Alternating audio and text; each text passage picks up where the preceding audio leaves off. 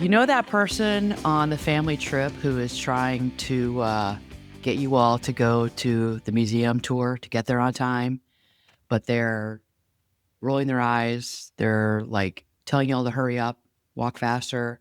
The person who is got that itinerary in their hand and they're like, let's go, come on, we're walking. And they're annoyed with you because you got places you got to be because they have a color coded itinerary that you all need to match and let's go because they're the trip planner. Do you know anybody like that? You ever been around someone like that? You? Or is that you were talking describing? Is that who we're describing? It's not me. Well, maybe sometimes you should brag. I don't know. Yes. Solid yes. Okay. Anyways, welcome back to the Badass Confidence Coach. Everybody, this episode is about control. Controlling people, whether it be your cousin, I'm using the example of a trip because this is a conversation I had recently, which got me thinking about wanting to do this episode.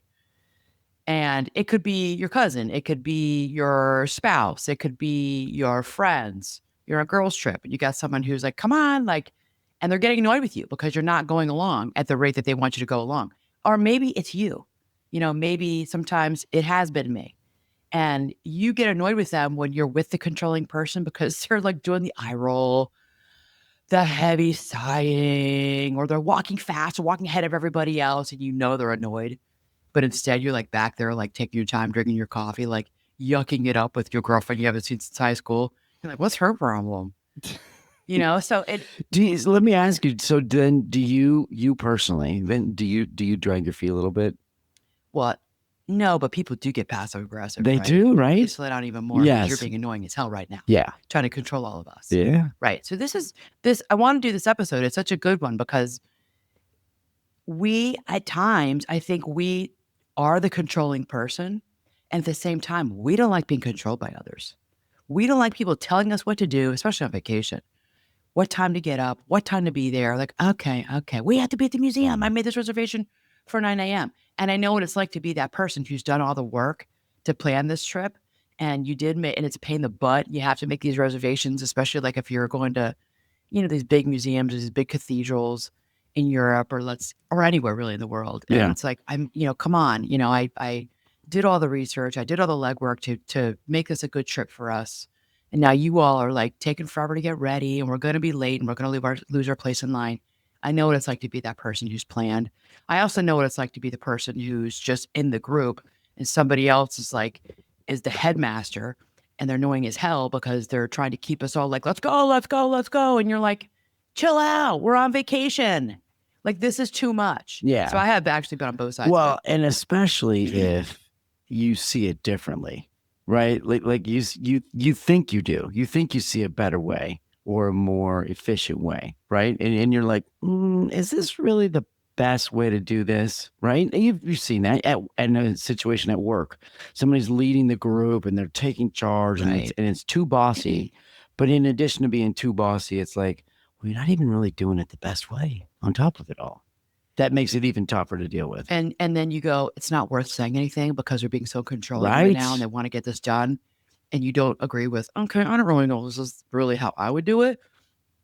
But you acquiesce to them. Yeah. Well, and some of it could just to be save the peace or in the interest of time. Like, okay, they already did it. It also could be the dynamics of who it is, right? Yeah. I mean, that factors into what you decide to do or not do. A lot of times too, you're like, ooh, like I'd really like to say something, but like this is this person's thing, and like that's my boss's boss. Like, let's just let him go. So So today's episode is about why we can be controlling at times, why people who are controlling exhaust us, right? And it's really about what's going on underneath for when we have that urge to orchestrate everything for everyone. So there's a reason why this is going on for people. So let's get into it. Yeah. All right. So welcome back to the podcast, everybody. Please take the time if you can. Seriously, it takes like a minute to rate and review the podcast with 5 stars. It really makes all the difference in the world for us to really move up in the rankings. And we don't, we do this for free. This is something which is labor of love. We love doing it. I love the psychoeducation piece to all of you. I love sharing with all of you what I know clinically from a coaching and a therapeutic perspective. And the one give back that I would humbly ask is for you to rate and review the podcast. Okay.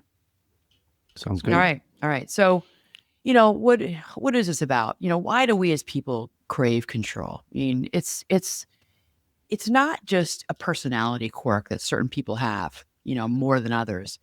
To me, and everything I've read about control when I was getting ready to do this episode is it's really about a feeling of safety, which I'm like, okay. So it's wanting control. It's not a character flaw. It's really kind of human. I think almost every single one of us can look back at a time in our life where like, yeah, or moments or certain situations in our lives where like, yeah, I'm controlling there. I do want to control that. It might be something little that others don't see, but think about your own life. There are times and places in your life where you are controlling, right? And why is it? Because our brains are wired to to prefer predictability. It's so important for us when everything can feel so out of control in our lives today. So out of control. We don't have control over the political landscape, the financial landscape, the economic landscape, wars that are going on that we see 24/7 in the world. It can feel so out of control. So what do? We try to control via predictability our own lives. It can be a sense of calming for us as people, right? Yeah. So when life feels predictable, the nervous system starts to relax. So that's what's going on for all of us. We're trying to relax our nervous system, which is like can be like a live wire, right? So when things feel chaotic or uncertain, your brain goes, "Uh-oh, there's potential danger going on," and it ramps up our anxiety. And anxiety is often, our brain's warning system. And this goes back to our, brain that hasn't evolved that much from a million years ago. Like, warning, warning, warning, danger. You need to keep yourself safe. So, control, whether that be planning or organizing or over preparing for things, that's why we do that to help ourselves feel safe in our environment. Mm-hmm. Does that make sense? Yeah. Yeah. I'm thinking of moments in a workplace or there are folks that like roll that way. They want to be in control, and it's not necessarily always coming from a bad place. Right. I think Right. there's times where it's like certain individuals are looking out for the best of the organization or the best of the team that's going to deliver this product, whatever it is, Right. and that's okay. But I also think there's other times where it's not necessary and the person is just looking to be in charge, right? Right. Kind of stick their chest And out you just a feel little that. bit. You feel that. And Yeah. it's annoying. Yeah. And Right. and I don't think for a second, and if you don't see this as that person, then you're just fooling yourself. Don't think for a second that everybody around you doesn't know this, right? Like Yeah. stop it. Okay. We all know. Okay, so here's three points I want to hit with all of you, and I want you to think about this for yourself. And this is a really great example. So when you think about control, so when you have a sense of control, so you perceive you have control over something, a situation, what it's doing for that person is it's lowering their anxiety. So even the feeling that they have some say in the situation and what happens next is calming their system down. Mm, So think about that. Control gives us a sense of competence. I'm competent. I got this. If I can control this, I'm not helpless. I'm capable and I'm on top of things. All right. And then control, it protects us against old wounds that might be trying to percolate to the surface. So if you grew up in chaos, inconsistency, addiction, volatility, control becomes your superpower. Now I've seen this for since the beginning in my therapy practice. It is your superpower. If I plan well enough, nothing bad's going to happen. You're trying to protect. It's self preservation, really. You're trying to preserve yourself against that within which you were raised mm. chaos, volatility, anger. You never know when the other shoe's going to drop. You never know when someone's going to start yelling. It's 7 a.m. and people are screaming. I just woke up. I just want to eat my cereal, get my backpack, and go to school. Yeah. But someone's yelling. It's like it's so chaotic and dysfunctional, dare I say pathologically dysfunctional for so many people grew up like this. Or the silent treatment that's going on and on because so and so's in a fight. it's like, especially as children and as adolescents, like you can't control this. So what do you do when you get older? Well, no, I'm on my own now. I'm independent. I can control my world and I can control my environment, and I will. I Yeah. will do it. Yeah. All right. So you just gave me a light bulb moment. I'm going to admit it. I mean, so I'm the one that like I look at that person that's like trying to take charge and be like, oh, that's irritating as hell, right? Like we know it's all about you and your need to have this power and this control. Like maybe it's not. Maybe it's actually not. Maybe it's Because their you don't know their story. yes. You don't know their So story. there you go. Okay. All right. So throw them I grace, see it differently right now. throw them Yeah. compassion. Yeah. Because they come from somewhere. Right. There's Yeah. something else underlying layer, right? Yeah. Okay. All right. Yes, on the surface, it is annoying when you're on It's the annoying as receiving heck. end. Like you're just like, really? Come on, you do this all the time. Well, maybe there's a reason they do it all the time. Yeah. Okay. All right. So if you're okay, so if you're someone who you like to be the person who plans a trip, maybe you want to be the one, maybe the one who always organizes the holidays, Thanksgiving, the Christmas parties, whether at home or at work. You're the one who wants to run the meeting with this detailed agenda.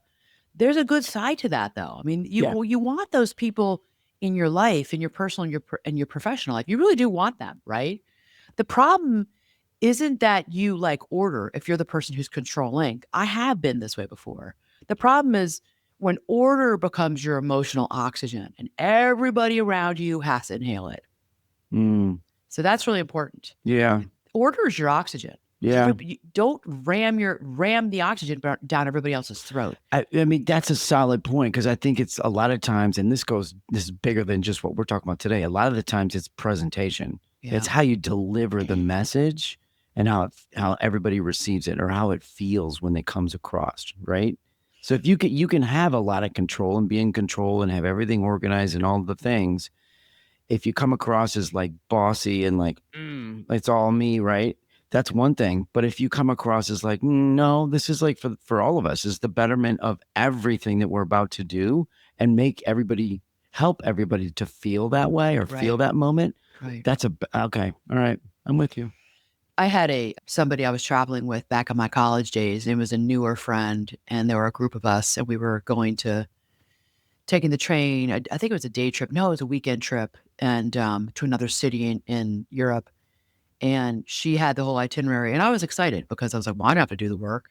She did the work, and she's a new friend, but whatever. I'm like, somebody else has figured out what time we need to be at what church and at what museum and what things we need to either must sees in that city, right? And wow, was she ever like controlling? I mean, she's like, "Let's do." Well, what happened was, other people. Now, this is back in the '90s, so we used to use this. Let's go, the big huge. Oh, We'd the have no book, internet or books. right? With Everything was it out was of like a that book. it's You're like a right. 3-inch volume book that everybody carried around. It was a honking thing. We carried those things around, Yeah. or Frommers or Fedoras. Fedoras was more upper scale, or not for us backpacking college kids. I think it was Frommers. Let's go. And so people on the train were starting to look at other things to do in that city other than what was on the itinerary. Someone's like, well, what about this? And you didn't say that. What about that? She's like, no, this is what we're doing. And She let the book control her well, process. she had done the research. Oh, And okay. she's like, Okay. she probably looked at that book and maybe Yeah. others. And she'd done the research. This is how we're going to start our weekend. Okay. Friday night, we're doing this, and Saturday, all day Saturday. And other people were on the train like, well, what about this place? And what are we going there? No, we couldn't fit it in. And we don't have time for that. And people like, well, I kind of want to see that. And so there was tension half the weekend because everybody's like trudging along behind her, like, like, we're in a little class with kindergartners and she's telling us where to go. Like with the person with the umbrella. Yeah, we're like, 21 follow years that old. person. Yeah, we're 21. We're like, this is stupid. I was appreciative and I was Yeah. happy to. I don't think I had a strong opinion, but I was listening to what other people wanted to see as well. Because I'm like, well, that sounds interesting. I want to see that too. And she's like, come on, let's go. I'm like, okay, that's fine. But she got irritated. It did get irritating. And she was like she was pretty rigid. There was no flexibility in that itinerary. Yeah. And so people halfway through the weekend were like, forget it. We don't really care. We're not doing this anymore. And so some people were like, went off and they're like, I'm going over here. I'm going to see that. And so some people kind of went off on their own way, went off and two people went this way, one person went that way. People stayed with her, and it's fine. We had a good weekend. It's like a little revolt, it sounds like. Well, what happened was Yeah. by Sunday afternoon, getting on the train to go back to, my school I was studying at, I said to myself, I like her very much. She's a nice person. There ain't no way in hell I'm going on another weekend trip with her. There ain't no way I'm traveling with her again, because Right. she is a massive pain in the butt. Yeah. She's so controlling. And we all ended up dispersing. Now, it's funny, we all found other groups of people that worked with us to travel with. Yeah. And she was a good friend, remained a good friend for years after that. I just could not travel with her. So it's not everybody can you travel with. Sure. And she had people that she traveled with who probably loved her itinerary, loved her schedule. She didn't like, I don't want to look at that book one time. You do the whole thing. And those are people who are good for her. So she found her fit, and we all found the people that we fit with. Yeah. Right. And maybe a good takeaway for a person like that, because there are people like that we know daily, right? Yeah. That like to have control and design things and plan things and whatnot. Maybe a good takeaway for that person is like have a little bit of flexibility, or at least a perception of flexibility, where you're like up for insight from somebody else. Right. Right. I'll take a little bit of input. I might not use it. Yes. I might not use it every time, Yes. but I'm up for listening. Right. But no, because no adult, well, I should say not just adults, like maybe little children. Yeah. But I would even say like 9, 10, 11-year-olds. Like, nobody wants to feel managed. Nobody likes to feel controlled by another person. Sure. Don't manage me. Don't control me. That's what gets people so irritated by Totally. that person and their personality. Yeah. Right. Yeah. It's like being on the field trip with a mean teacher. Like, I'm not doing this. Yeah. And the adolescents, they just rebel and they act up. Yeah. They don't listen to the mean teacher. I mean, put it in the context of a team sport, right? Like if your leader on your team is like that and never takes input, never is flexible, right? Your quarterback. Yeah. I don't want to hear anything. I don't want to hear your point of view of anything, right? At some point, you're going to be like, no. Well, then you're not really a leader. I'm not playing for then you you're anymore. Not, exactly. Yeah. And that's a whole other issue then. Are you really showing leadership? Right. But that, I think that translates into the other worlds too. It's like you have to have some flex. You have to. Yeah. Yeah. So how do other people feel when this person is trying to manage and control? It's like people can't relax.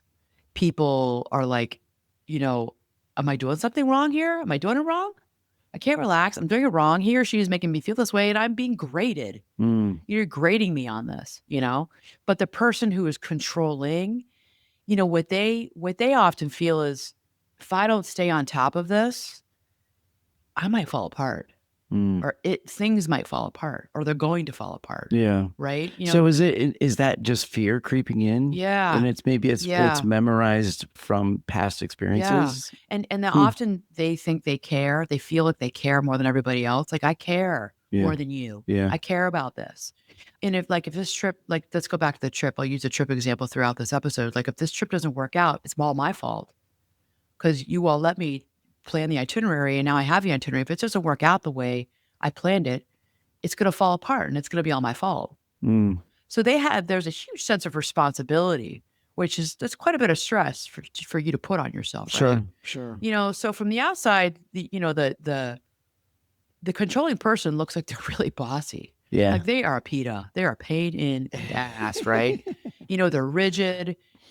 Sometimes we might say, they're emotionally immature. Like, why are they doing this? We're all adults here. Like, their EQ is low, right? But, from the inside, it's fear. They're often scared. They're often feeling afraid. They might be scared of disappointing others. They're a little afraid that things could get a little chaotic. They don't want conflict, they could be feeling unimportant, or that could be a theme in their life, and they're trying to feel maybe a little bit more important, and they're using this moment to run this family or this friend trip to give themselves a sense of importance. Yeah. Sometimes that's a piece of it, right? Yeah. I mean, they could be afraid of failure, of delivering a bad, in this case, trip, right? And they don't want that to happen, because they have like looked past like all the things that I would like this group to do. They've looked past that. They've already gone to the end of the race. They've already said like, okay, I want everybody's experience to be really good. And when you get to the end, you feel really good about this whole thing. And it's scary to think that if everybody doesn't do the steps right behind me, that at the end I failed and I delivered this bad feeling to everybody else. They might. I think that they also want to have a good time. They said they would take it on because they enjoy planning itineraries. They enjoy spending hours on the internet doing research, reading the reviews on TripAdvisor or Reddit, wherever you go to look for reviews of, don't go to that castle. It's a waste of time.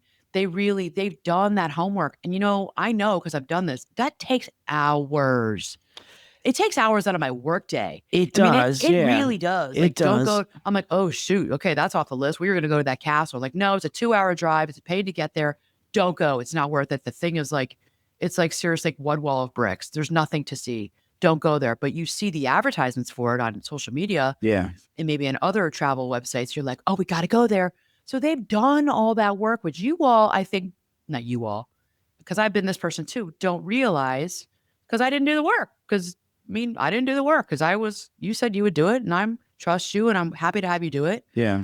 Well, they did take time. Maybe they were at work and they were supposed to be working and they were on the internet doing the research for this big trip you're taking or this, whatever, this weekend.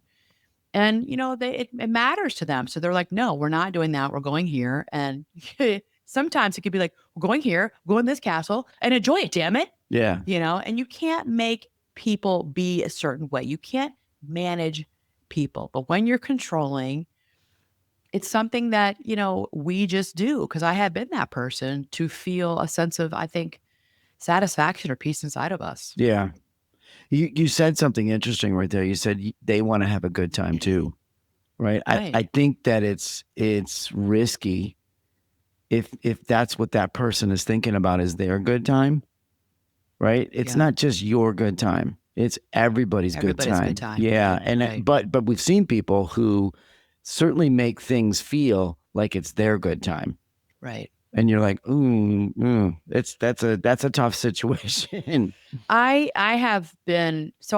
don't think I've really been like that, but I have been the person who's planned an itinerary. Yeah. But I've done so much. I mean, I'd like to think I've done a lot of work on myself. I'm not rigid like that. Like and every time I've traveled, we travel with family or our kids or extended family. Let's say I made I think I did parts of our trip to Italy years ago. And we had like 9 a.m. reservations for the Uffizi Gallery in Florence. And you have to have those tickets or you're not going to get in now. Not like, well, yeah, I've always had to have tickets to get in there.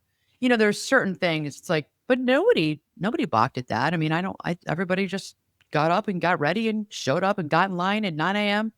to get in the Uffizi because everybody understood the assignment. Yeah. If you want to see the Botticelli, you want to see all this amazing stuff in the Uffizi, get your ass in line at 9 You got to a.m. go. Yeah. Yeah, I've been with people, like I said, my friend from college, I've been with people who are very controlling, but I'm at the stage in my life where I'm like, I don't really care. I'm so busy with work, but I'm on vacation. I'm like, I love that you created the itinerary. And I love that. Like, I do not care. Yeah. Like, just tell me where to be at what time, and I am good because I just can't spend the mental energy really thinking through a big, huge, long trip. Now, will I do it again? Of course I will for you and I. Like, I'm the trip planner for you and I. Yeah. We did France together, though, because we did do France together. We did separate moments of research together. and then we kind of compared notes. Yeah. And yeah. Do you think I'm controlling about that? Did you think I was controlling? No, not at all. No, you're being sarcastic? No, you're not. You're not. I don't think I'm controlling. You're not. No, you're not. No. You're not. I know folks that are, but I don't think I've ever gotten mad. I don't think I've ever had this experience. Anyways, but this was a conversation I had with somebody. And I'm like, oh yeah, but I do in my younger years. I have been with people who are like getting annoyed because it's like, are you hungover? That you're hungover and you're like, oh, I gotta get coffee. How am I gonna rally and get to that freaking? How will I get there? Because we had too much fun the night before. Yeah. Like, let's go. Yeah. Like, okay. Just chill out. Well, but you don't want that, if that controlling person, you don't want that energy to spill into the night before either. Because they're like, oh, you guys can't have too much fun tonight because tomorrow we've got this and this and this and that, right? Like that would be overkill. Well, I've never heard that. Well, sure you have. If you think about it, rewind your brain a little bit. Yes, you have. Really? 1,000% you've heard that. Yeah, like tap the brakes a little bit because tomorrow we got to get up at 6:15 on vacations. Sure. Yeah. Wait, I go back for a second. Do you think that I think it's a skill set to be a really good planner, right? And a planner, it could be anything. It could be Well, I think it's a vacations. skill set to manage yourself and manage others. Yeah. And I I don't think that's a skill set. yeah, and I don't know that everybody should be that person. I don't No, think right. everybody is capable of being that Right. person, right? And probably shouldn't be.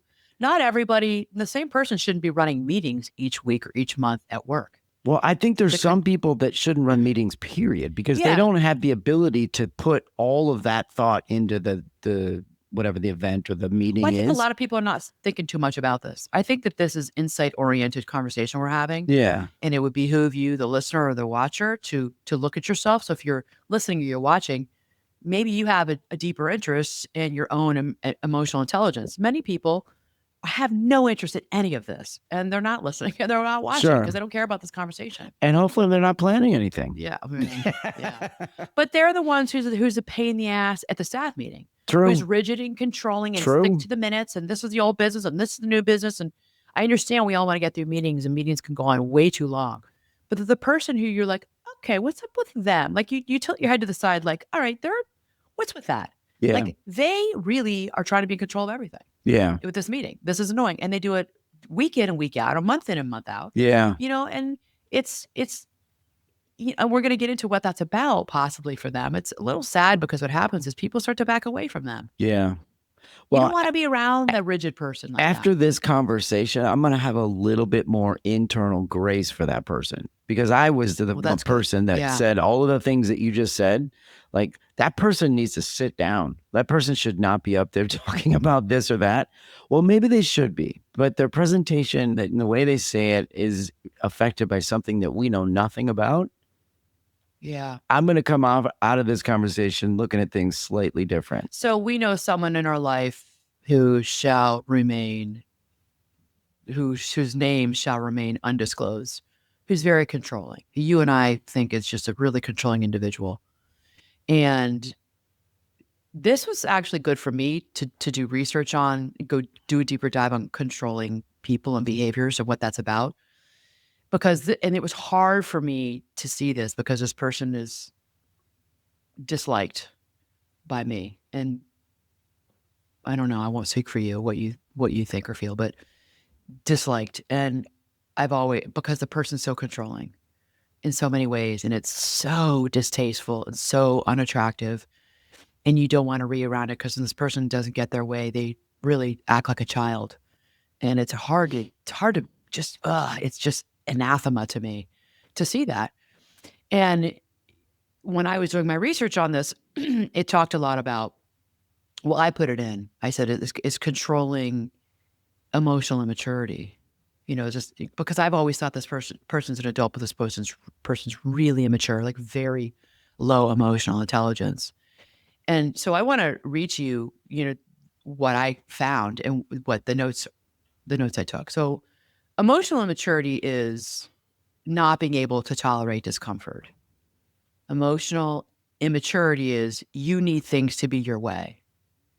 Emotional immaturity is having big reactions when reality doesn't cooperate. So you're having a big reaction. Everybody knows it, and everybody sees it, and everybody feels it because things didn't go the way he or she had planned it to be. Mm. So emotional maturity, the emotional maturity lens is, this is what we think about them. And this is true. They're selfish, they're rigid, and they just want power over the situation, any form of power. But when you switch it, which was hard for me to do, but I really was doing this work on my own and doing the research for this, trying to look at them through another lens. It talked about went from emotional maturity into a fear lens. If you look at them through a fear lens rather than they're just being immature emotionally, they may feel unsafe when things are uncertain. They are terrified of being disappointed or being blindsided by something. So the control is important to them because they don't want to get disappointed. They want to be able to control the outcome. And they don't want to feel blindsided by something. Even as little as where they plan to go eat lunch that day, and then someone in the group says, no, let's go here. I want to go there. I've read about this place. And they get really like pissed off and mad because like, I want to go to this restaurant. That feels blindsiding to them. And you're like, So you or mine's reaction is, oh God, like we roll our eyes, like, okay. Because we always give in. Like, all right, fine, we'll go to your place. Yeah. It's fine. But it's annoying to us. We're annoyed on the inside. Right. Right. And it could also be that they don't trust that they can handle what happens if they just let go of their control. So that is about something deeper than on a Thursday afternoon, they want to go to this place for lunch. And we say, let's go somewhere else. And they flip out. It's beyond the restaurant. It's not about the restaurant. And that I knew, but I never really looked at it as, I just thought they were immature and emotionally immature. I never looked at it as through a fear lens. So when you're the controlling one, it can be excruciating for you to admit that I'm not the bad person here. I'm not a bad person. I know you all probably see me because at some level they know you see them that way. And it can be really hard for them to say, I'm scared. I'm afraid. Because controlling others and myself, most importantly, myself is my MO. It's my modus operandi. It's how I've guided myself through life. Mm-hmm. I've needed the predictability. I need the predictability. It's how I've gone through this world. And so something that's irritating to you, they know it. It's doing something for them on the inside. Yeah. It's giving them, I think, a sense of peace, a sense of quiet. Yeah. Does that make sense? It does. And I mean, I think that person in general, like that person doesn't know any different. Yeah. Or maybe they don't know to know any They don't know different. how to feel safe unless they're running the show. Yeah. So we think you're a jerk, but they don't know how to feel safe. They've got to be running the show. That's the only way. So if you think about safety and how we look for psychological safety, that's not something that you and I, this is not something we can we don't have this. But if you can feel or think about another situation in your life where you look for psychological safety or times you haven't felt it, that's not a good feeling. It's a terrible feeling. Yeah. That's where it might show up for them and be controlling of others. Because I know what it's like to feel psychologically unsafe, being in a group of people, being around people. I'm not showing any vulnerability here. This is back many, many years ago. It's even been in the workplace, unfortunately, with people and psychologists and therapists. Not a good group of people. I don't feel safe. I am not sharing. I'm not talking about my cases here. I'm not sharing any vulnerability about myself as a therapist here. I don't trust these people. They're backstabbing. They're two-faced. They talk about each other. And they go to lunch. They go to happy hour. And what are they going to say about me? Yeah. And so I maybe, I don't know if I showed up controlling, but I know what it's like to feel unsafe. Yeah. I mean, there's a time and a place for surprises. Yeah. Right. And surprises aren't bad. There's sometimes where it's like, oh, that was amazing. But like, there's certain times where in your life, in certain arenas in our life, where it's like the last thing we want is a surprise. Right. Yeah, exactly. And I think that, when I'm talking about this person that we know, it doesn't mean and you and I know this, we've talked about it, doesn't mean you tolerate bad behavior. You don't tolerate people's bad behavior. And I'm bringing this up just for the watcher, the listener, I was going to say the reader, the listener or the watcher, and for you and I to understand that that's what it might be about. Doesn't mean you tolerate it if it's bad behavior, but just to go a little bit deeper and try to understand maybe where they're coming from. Yeah. And that was hard for me to do because I have a hard time with this person because of this controlling behavior. Right. And it's affected many, many, many people in their life. And nothing has changed. And they've lost friends because of this. Sure. Yeah, absolutely. Absolutely. Right. So control, and I've said this how many times, if you've ever been a client of mine, we've talked about control, we talk about the illusion of control. It's an illusion. Control works until it doesn't. It's not always going to work out, right? You can meticulously control your calendar, your food. You can be really rigid about your food, or quote, eating clean. You can control your workouts, your kids' schedules, your partner's time. You can try to control them in their life. Yeah. You can control the vacation itinerary. And life will still throw you curveballs. Yeah. It always will. It's always going to happen. That's an absolute. And I will say that here. Life is always going to throw you curveballs. Yeah. You will not be able to control everything in your life, your spouse's life, your partner's life, and your kids' lives. If you're a controlling person, that's a hard pill to swallow. Yeah. right? I mean, it's an impossible task. I mean, someone gets sick. Your kid is sick the day that you have something, you have to go to work. I have to go to work. Or you've got something going on at work. I have this meeting I have to be at. Your kid gets sick. A flight gets canceled. We all know what that's like. My gosh. Flight gets canceled.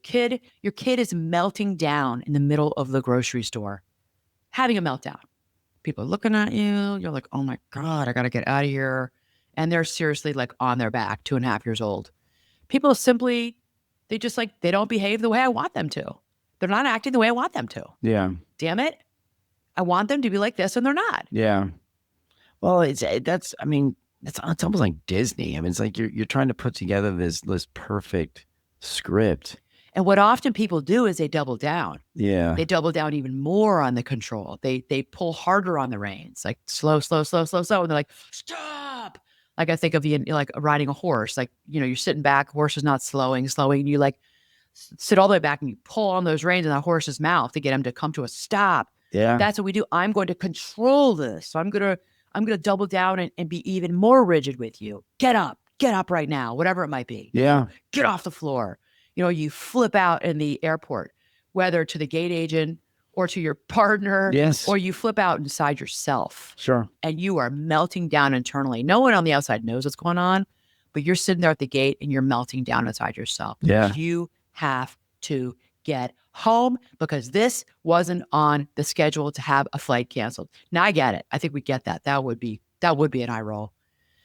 And you take a deep breath. Well, and you have to deal with it. Exactly.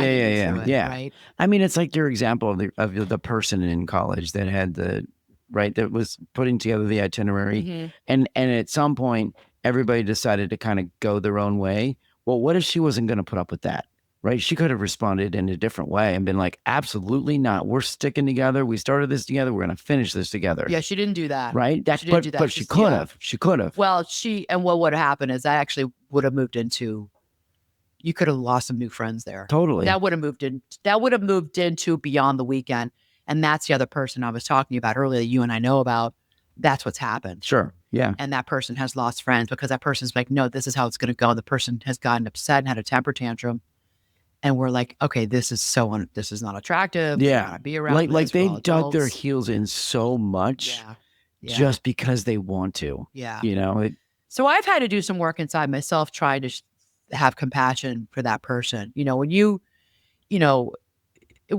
because what you see in the person who's controlling is you watch anger show up. They can get angry and irritated and impatient with you, So, or if I'm the controlling person, I may think, and I'm getting irritated and I'm getting pissed off, I can feel like, people are so irresponsible. Like, why don't they care the way I do? Like, I care more than you. I care about this. I care about you because I cared about putting this itinerary together. Why don't you show the respect and the care for me that I'm showing for you? Why don't you show me the respect of getting up on time and getting in the van or getting in the car and behaving?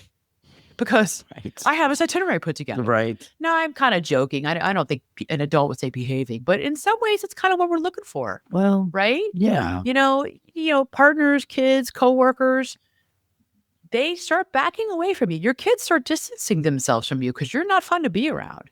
Well, yeah, I mean, your memories are your memories. And if you've gone down this road with this person before and you've seen the car crash at the end before, right? Whether it's at work or it's a family member or a friend, like the last thing you want to do is go see that crash again. And so you start to tap the brakes a little bit like, oh man, we need to slow this down because I know where this is going to end up and it scares me. I've seen it with adolescents, doing family work, family therapy. I've seen it even with couples or conversations about when they talk to me about what their kid is doing. I'm like, well, your kid is rebelling against you because you're so controlling. You'll see there's more the adolescents or young adults or when they talk about their kids. And I know what's going on. My job is to help them see that too. What happens with adults when sometimes it's your spouse. So it's your spouse, you might say something, but more like friends and cousins and people go quiet. Yeah. Think about that. Like people just get quiet in the car or at the event. Or they don't call you, they don't text you, they go quiet. They want to get away from you. Yeah. If you're like, okay, you're like ruining this right now. So people just don't talk. Yeah. People get shut down. Sure.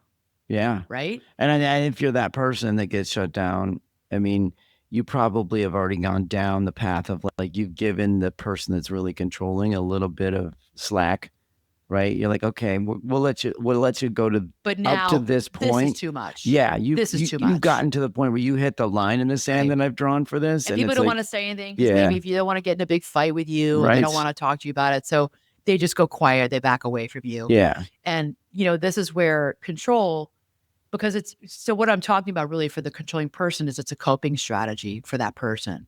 But now we've gone beyond this being a coping strategy to it becoming a prison for them and for everyone else around them. yeah. Right. Yeah, true. Absolutely. Everybody's affected. And it's sometimes you feel like you can't get out of it. Yeah. If you're under the spell of this person, right? Right. Yeah. Right. And this is where people are coming into therapy and they're coming into coaching and they're saying to me, like I just gave the example of like maybe the mom talking about her teenager. Why is everybody being so difficult? Like why is everybody being this way? You know? And it's not just them, right? This is what they discover. It's not just them. It's your relationship. It's the relationships you have with there's uncertainty around your relationships. And if I can control them, then I will have more certainty in my life. We talked earlier about predictability. I have predictability. That can trump the actual relationship itself. It trumps relationships when you want certainty and you want predictability. Yeah. Right. I think everything else becomes fuzzy. Right? It goes out of focus. Like that's the focus for you now. And you forget about all the other players in the room. And I'll just add this in because I was thinking about something years ago, and this is OCPD. We don't talk about this very much. I don't think you don't hear about this very much on social media. It's obsessive. So there's OCD. You guys probably know a lot of OCD, obsessive compulsive disorder. Well, there's obsessive compulsive personality disorder. It's actually it's a different category. OCD follows under the umbrella of anxiety. OCPD is an axis 2 category. It's a characterological. It's a cluster B. Okay, I'm going to get out of the clinical piece, but it's a cluster B diagnosis. It's a personality disorder. They're obsessive compulsive. They have a personality disorder, which is different from OCD. And that's a whole other lecture, which we're not going to do. But I bring this up because there are times when I had been around this person and I thought, I think they have OCPD because it's like they told you dinner was at 6. And if you showed up late, if you're running late, even if you texted them, and you were there at 6 and you got there 6:15, they're like, dinner's over. I told you to be here at 6. You're done. There's no more food for you. That can be OCPD. So just for you all, just to put that in your minds for you all to think about. And if you're interested, go Google this. Go look it up. Go to ChatGPT and look up OCPD. It's actually very interesting. But those are people, there's a personality disorder here. And it can surround being very controlling of themselves and others. Like, I told you to be here at 6. I don't care what happened. Yeah. You're not here. There's no dinner for you. Yeah. And they actually put all the food away. No excuse is good enough for me. Right? Yeah. Okay. Yeah. So I wanted to add that in because that popped up in my mind. Okay. So what's the solution? Let's move from let's move from you being controlling or me being controlling or us being controlling to influence. So we want to maybe have some influence, but we want to control other people, right? At the end of the day, it's not right to control other people. Now, we can do a whole other episode on being controlling of ourselves because I think most of us want to control so we're controlling of ourselves and we don't see it. Like you would not know that, I'm not controlling of you. And you wouldn't see it to the blind eye that Anna's, I'm not, I would hope you'd say I'm not. Anna's a very controlling, she's controlling about this, she's controlling about that. When I can be that way, I think you know what that's about for me. When I get controlling, when I get rigid, what's underneath it for Anna? Anxiety. Yeah. Which is, you could say it's fear, but it's mostly anxiety. Yeah. I'm worried about something, or I'm upset, or I'm irritated about something. Yeah. And you know me well enough to usually you go, okay, what's really going on? Yeah. I'm like, all right. You don't say you're being controlling, but you're like, okay, what's really going on right now? Yeah. Because you're being real, Yeah. I know what I'm doing. Yeah. Yeah. I'll make us pause life for a second. Yeah. Like, let's put that on the back burner for a second. And now let's open this door. All right. Because you're like, what's really going on? Yeah. What's really going on? But that does help. It does help. Yeah. It does help. It helps that you ask, and it helps that I Because in the moment my back is up, my defenses are up, I'm mad, I'm upset about something, and it's the trust between us that I can, because I have to make myself vulnerable. I have to bring my shoulders down. I have to kind of open myself up to you to say, well, I'm really worried about something, or especially if I'm upset about a conversation or something that happened, Mhm. and I'm not always ready to talk about it right away. And it comes out, like it spills out in me being annoyed with the kitchen's a mess. And I get mad at you because the kitchen's a mess because you didn't clean the kitchen the way I wanted you to clean the kitchen. Yeah. You wash all the dishes, but there's water all over the sink. There's water all over the counter, which annoys the hell out of me, especially with you boys, the males. Okay, I am stereotyping, but the males do that in our family. I'm like, it's soaking wet. There's water everywhere, and Yeah. sometimes I'll take the sponge and I'll just wipe it all down after you because there's water everywhere. Yeah. But sometimes I get really annoyed and I tell you, but if it's over, like I'll say, like, okay, wipe down this, there's water everywhere, wipe it down.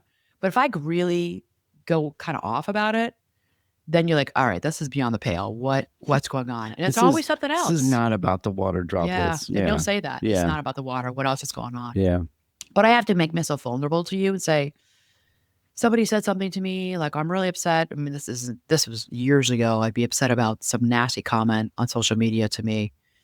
Now it might be something like, I don't know, it could be anything with a family member. I'm not somebody said I'm thinking about, like, one of the kids said something to me and it's not resolved and we have to get through this, and I'm sitting with it. I'm sitting like in this sludge Yeah. in my mind of thought, and I don't know what to do with it. So it's it's coming out and me being mad. I'm projecting my anger and my frustration and my fear and my anxiety onto the water being all over the counters. Yeah.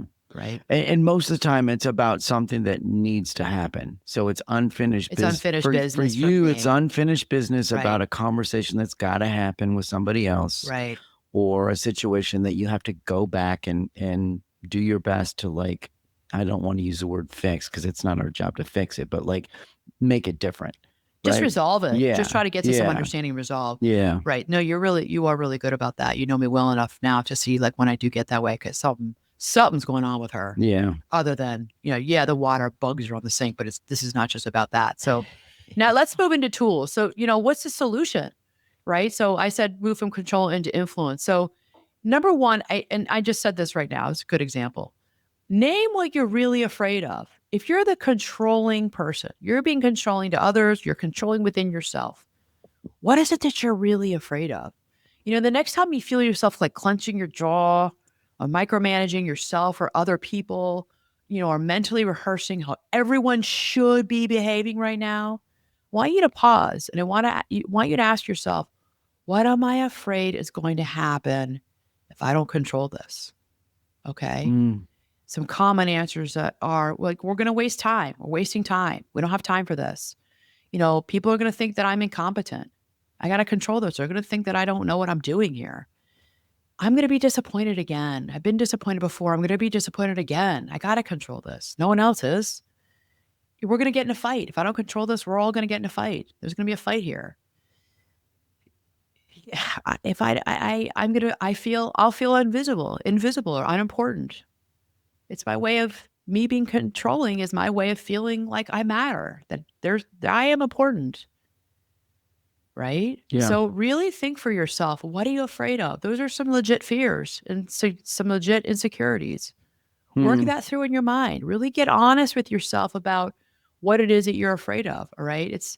You're not really afraid about not getting to the museum on time or not making your restaurant reservations. It's about how you'll feel if things don't go your way, Yeah. or how you're going to feel on the inside if things don't go the way you pictured them. All right. So, number one, start with you. What am I really afraid of here? Yeah. Why am I holding on so tight to this control? Yeah. Okay. You Yeah. got to Yeah. really get honest with yourself. Yeah. Take some time, go sit with yourself, get out a pen and paper, journal this, write this down. Okay. That's a wonderful journal prompt. All right. And number two, I want you to differentiate control versus preference. This is really important. And I love this. Control versus preference. I want you, if you want to work on your controlling behavior, your controlling thoughts, I want you to move into preference. Now I know that this is gonna be a hard pill for a lot of you to swallow, and it's important. I want you to think about this. So you're allowed to have preferences. You're allowed to have preferences. You're allowed to prefer this restaurant over that. You're allowed to prefer that you get there. We all get there on time. You're allowed for that. It's okay. I would love it, everybody. If we could leave by 9, I would love that. That's a very different way of saying that to people. Yeah. You're just saying your preference. I would love it if we could leave by 9 because the reservations are at 9:30. Hey, everybody, I know we're going to get up and have our breakfast, whatever. I'm going to stick to the whole travel trip theme throughout this episode. I know that, let's get up. What time are we getting up tomorrow morning? 8. Okay. I would love it if we could leave here at 9 because, we got to be at that museum at whatever at 10. Yeah. Most people are like, okay, that's fine. Yeah. I can get up. I can take my time. I can chill in bed. I can be on my phone. I can go for a run. I can do whatever. I can go for a walk around town. And then, shower and get ready, get my coffee, get my continental breakfast, and then go. Yeah. Okay. Yeah. I'd prefer that. Right.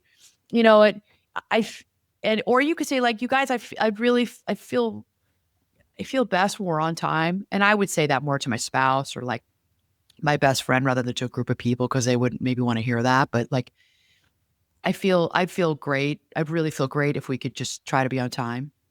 There's a way to say it. There's a way to deliver the message. There's a way to use your words in a way that other adults can hear. Yeah. If you talk at people, you talk down to people. Don't do that with adults. Don't do that with your peers. Right. They're all adults. They're big people. Right. Don't talk to them that way. Well, you've come full circle now because we talked about presentation early on, right? Right. It's how you present. Right.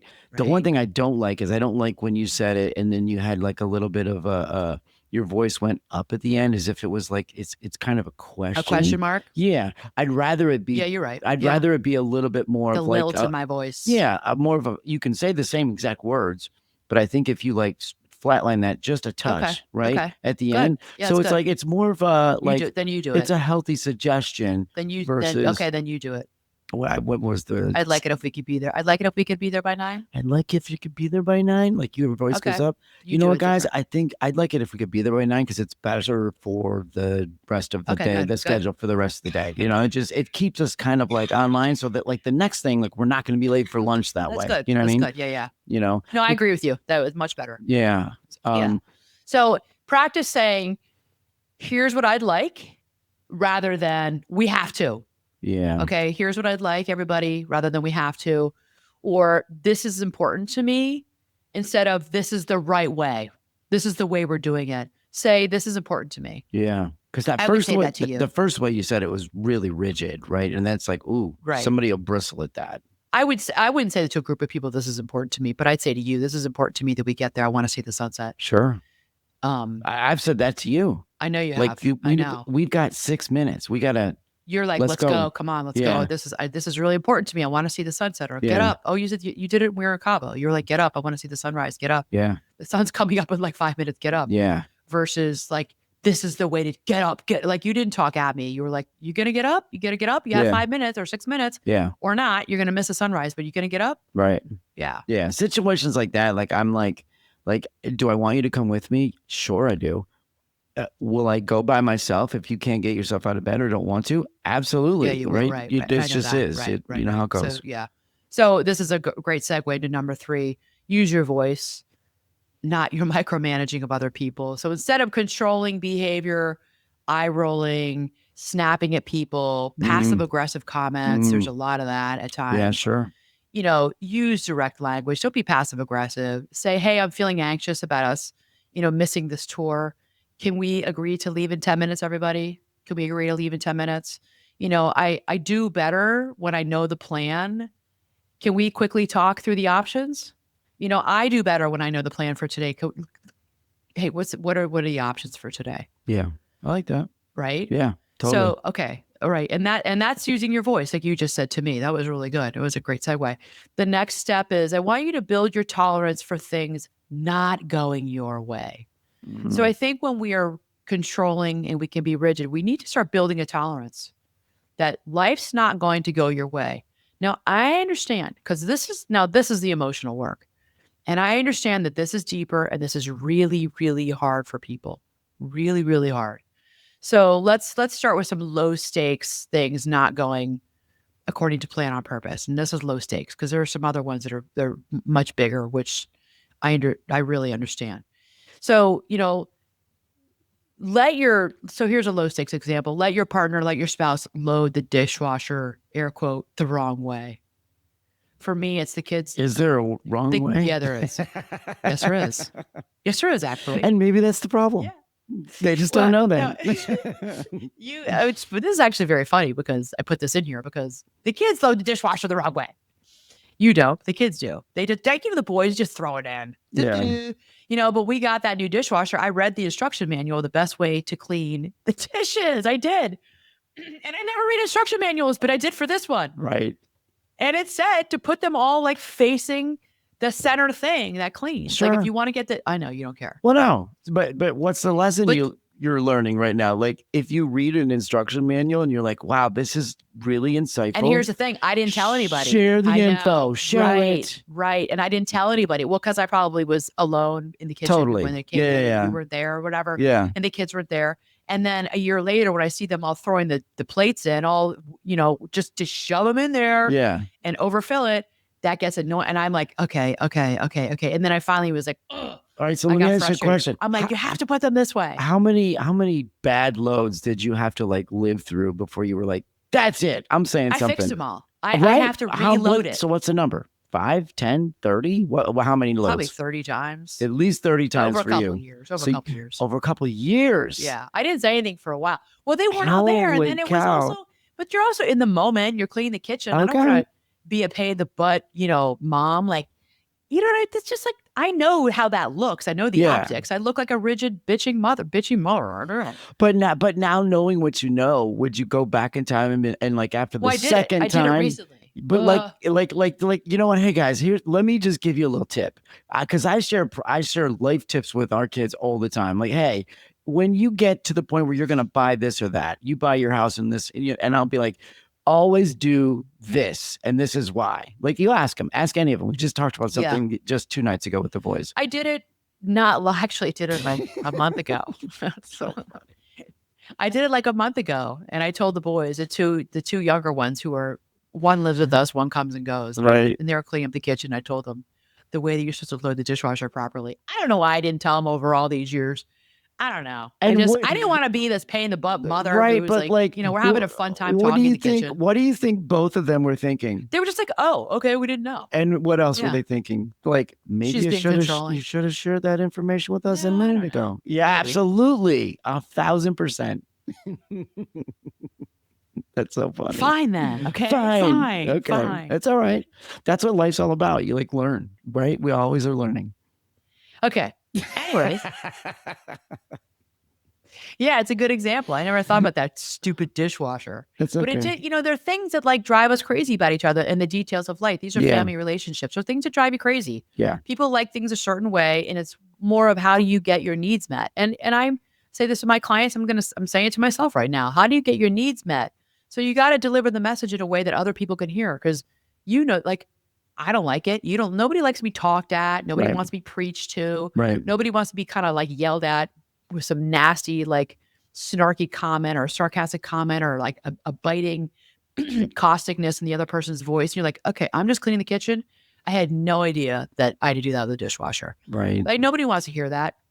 And I am aware that it can come across that way. So I think that's why. And I also have been doing a lot of work with myself around, just suck it up. Just suck it up. Deal with it. Yeah. That's a lot of work in my meditation and my prayer life, where I've just gotten into like, just deal with it. Like it's small stuff, and it's all small stuff. In the grand scheme of things. However, if it is, because I do say to myself, it's all small stuff, Anna, but if something is growing on the inside, then you got to address it. It's bigger thing for you, right? Right, exactly. That's the thing. Just for me. Yeah. Right. And usually for women and moms. Yeah. I'm kind of giving you a hard time, but like I have been the same way too. Like, where like there's been something that's happened again and again, and I'll just feel like it's irritating.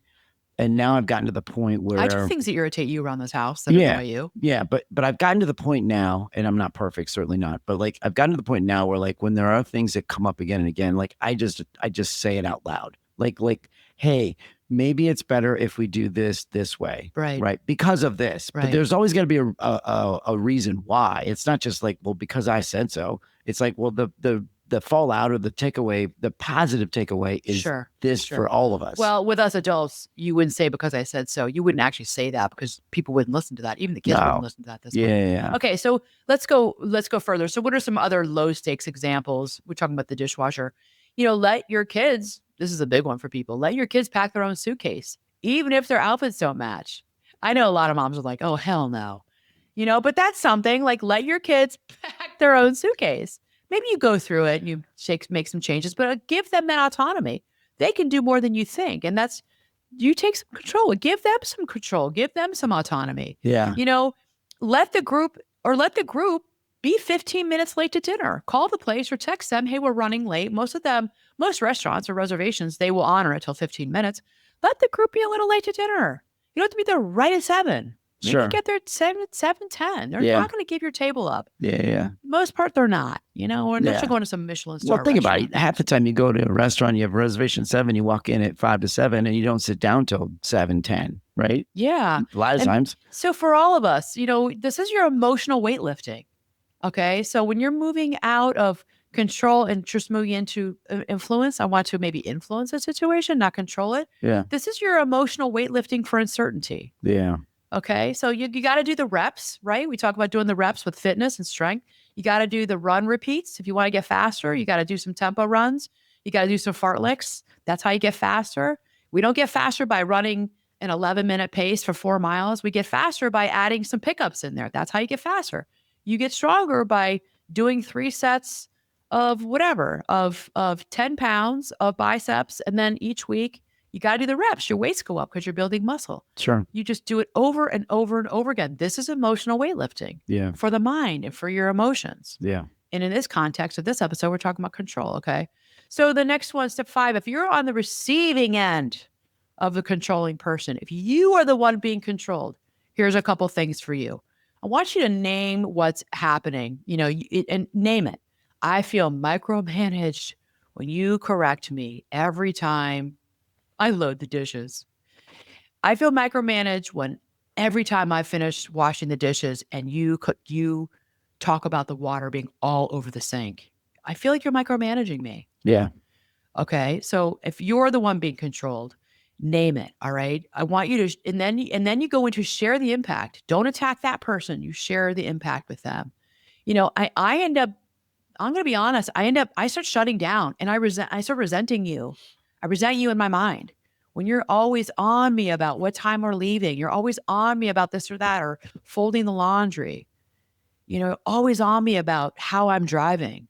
It shuts me down and I feel resentment inside of me building up. Right. That would be a really honest thing to say to your partner, your spouse, your friend, anybody. Yeah. But I think if you watch the way you deliver it, the person could hear it. And let me tell you, when people do this, we don't forget. When we're the controlling person, we don't forget that person said that to us. We usually take that in. Now, there are people who would just get defensive and not like, and just get defensive and just try to shut down what you're saying to them. Yeah. But it's on you and good on you that you share with the controlling person how you feel, how it makes you feel. Yeah. All right. Really important. So you're sharing the impact of how they are on you. Yeah. And then you got to set boundaries. If you're the person who's being controlled, you got to set those boundaries. I'm always going to talk about boundaries.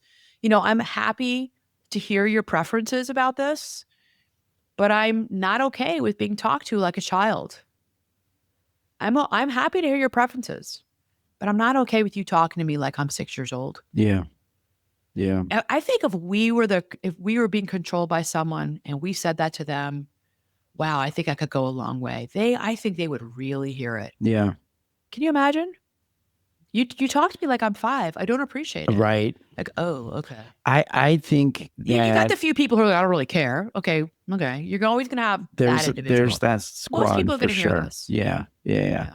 I think we would be doing a disservice if we didn't have a second episode on this and we really drill down on this section right here. Because I think that's where most people that listen to this podcast fall into. They're the ones that are not the controllers. They're the ones that are in the environment of there's this person, whether That's it's controlling them. Yeah. And then, but I think right, the fear is like what to do about it. well, we're over an Right? hour in and there is more. I have got more to say here. There is more to say I here. think that would be helpful. That's an amazing takeaway because I mean, I have a scenario that I want to have you like live coach me on, and it's I'm the one that's being controlled. Okay, so okay, well, we can do that second episode because I actually do see the time, and I do have more to say here. You know, so let's end with this. People who are controlling, that is often around anxiety. Their anxiety is real. It's real for them. Yeah. Their anxiety, their fear is real. And when we're the person being controlled, it's not our job to manage it for them. It's not our job to manage it. That's a huge takeaway. Yeah. It's okay. So we can go back and we can recap this, you know, when you're the one who's on the receiving end of a controlling person. But I want you all to remember it's not your job to manage it. So there you got to set those boundaries for yourself of what you're willing to tolerate and you're not willing to tolerate. Yeah. What you're available for and when you're not available for. Yeah. Okay. Yeah.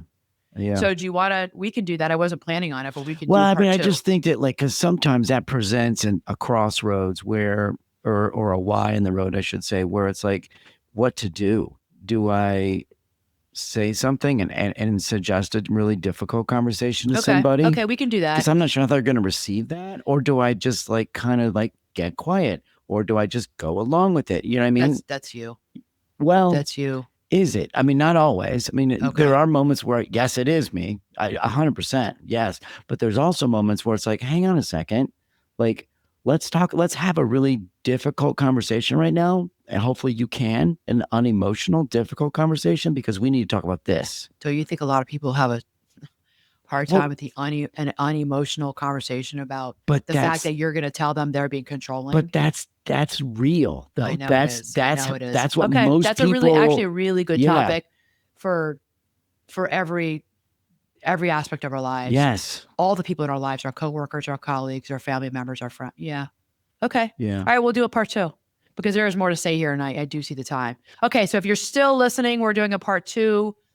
Thank you for getting this far with us. I hope that this was helpful. This is a big topic. I mean, you know, because it came out of me talking to clients about, you know, we're all trying to control our lives, and understandably so, you know, but controlling people in our lives who are pains to us, who we don't really have good family relationships with anymore, collegial relationships that are not great.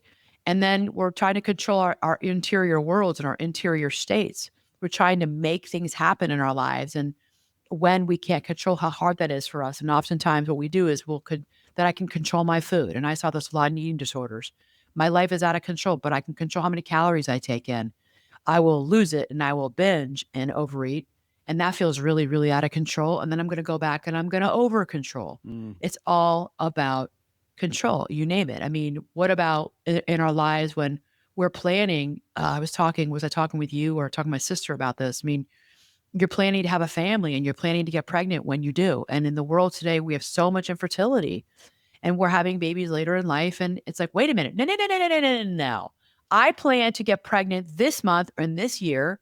Yeah. What do you mean it's not happening now? Yeah. That's a horrible feeling. You and I talked about it because we had talked about it. That throws your life timeline off. Whole life timeline. And your whole, like, this is my future. And I never thought I wouldn't have a family. Are you kidding me? That this might not happen for me? Right. So that's really about control. Understandably so. So so let's go further with this. So we're going to end here. We'll do a part two and we'll see you next week for part two on control. Love it. Okay, everyone. Mad love. Have a good week.